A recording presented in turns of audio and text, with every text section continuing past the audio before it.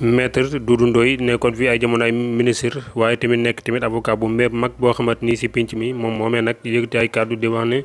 nga xamante ni daal moo di Bassirou Diomaye Diakhar Faye di président de la République du Sénégal ak dogal bi nga xamante ni jël na ko nag dakkal bépp tabax boo xamante ni ñu ngi ko doon tabax foofu su ko nit bu Ndakaaru di wax ne daal loole nag nekkul benn dooleel ki nga xamante ni daal moo di njiitu réew mii nag di wax ne daal man na ma ko doon waxee rek laa koy faral di waxee nag am na yenn yu bëri yoo xamante ni si biir réew mi nag mën nañ ne maanaam nekkul doole ki nga xamante ni daal en tant que président mu koy def waaye nag dogal la boo xamante ni nag bu ko naree def da ngay xool si li nga xamante ni nag moo di suñu luwaay réew mi ba noppi ñu daal di koy saytu bu jëree sax ñu yóbbu ko fi nga xamante moo di sa assemblée nationale ñu daal di ko fay woote waaye li nga xamante ni nag ñooy tabax foofu noonu sa corniche ba nag bu fekkee ne nag dañu am li nga xamante ni moo di autorisation de construire mën nañu ñooñu nag kon am nañ droit daal di tabax fi nga xamante ni moo di ci corniche boobu noonu bu fekkee ne tamit ay kayit yi nga xamante moom nañ jënd fi nga xamante moo di seen terrain yooyu tamit